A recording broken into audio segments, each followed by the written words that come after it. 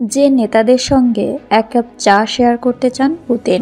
বিশ্ব নেতাদের মধ্যে ভারতের প্রধানমন্ত্রী নরেন্দ্র মোদী ও চীনের প্রেসিডেন্ট শি জিনপিং এর মতো বন্ধু রয়েছে বলে জানালেন রাশিয়ার প্রেসিডেন্ট ভ্লাদিমির পুতিন। বৃহস্পতিবার বছরের শেষ সংবাদ সম্মেলনে পুতিনকে জিজ্ঞাসা করা হয়, কোনো জীবিত বা মৃত ব্যক্তিত্ব বা রাজনৈতিক নেতার সঙ্গে এক কাপ চা শেয়ার করতে চান। উত্তরে পুতিন বলেন, জার্মানির সাবেক চ্যান্সেলর হেলমুট কোল, ফ্রান্সের সাবেক প্রেসিডেন্ট জ্যাক শিরাক এবং ইতালির সাবেক প্রধানমন্ত্রী সিলভিও বেরলুসকোনির সঙ্গে তার খুব ভালো স্মৃতি রয়েছে। এশিয়ার ক্ষেত্রে পুতিন উল্লেখ করেন যে তার চীন ও ভারতের সঙ্গেও বন্ধুত্বপূর্ণ সম্পর্ক রয়েছে। তিনি বলেন, ভারতের প্রধানমন্ত্রীর সঙ্গে আমার খুবই ভালো সম্পর্ক, তিনি আমার কথা বলার মতো মানুষ। চলতি মাসের শুরুতে রুশ নেতা মোদী প্রশাসনের প্রশংসা করেন পুতিন বলেন, ভারতের প্রধানমন্ত্রী এবং তার সরকার স্থিতিশীল পরিবেশ তৈরি করেছেন, কারণ তারা ইন্ডিয়া ফার্স্ট নীতির প্রতি প্রতিশ্রুতিবদ্ধ।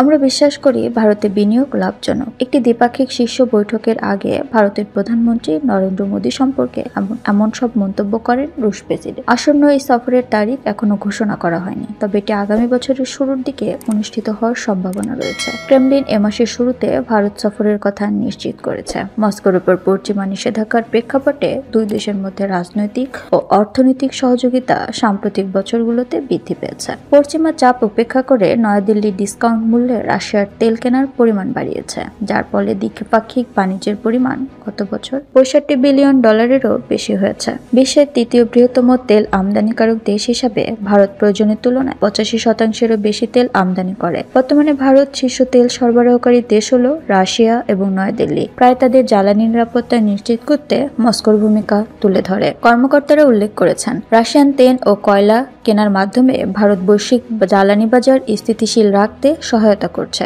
যা একটি ব্যাপক জ্বালানি সংকট প্রতিরোধ করেছে। জুলাই মাসে মস্কোতে অনুষ্ঠিত এক বৈঠকে রুশ এবং ভারতীয় নেতারা সম্পর্ক আরও প্রসারিত করার বিষয়ে একমত হন এবং 2030 সালের মধ্যে দ্বিপাক্ষিক বাণিজ্যের লক্ষ্যে $100 বিলিয়ন নির্ধারণ করেন। অর্থনৈতিক সহযোগিতার ধারাবাহিক বৃদ্ধি স্বাগত জানিয়ে উভয় পক্ষ স্বীকার করেছে যে ভারতের তেল আমদানির দ্রুত বৃদ্ধির কারণে সৃষ্ট উল্লেখযোগ্য বাণিজ্য ভারসাম্যহীনতা সমাধান করা প্রয়োজন।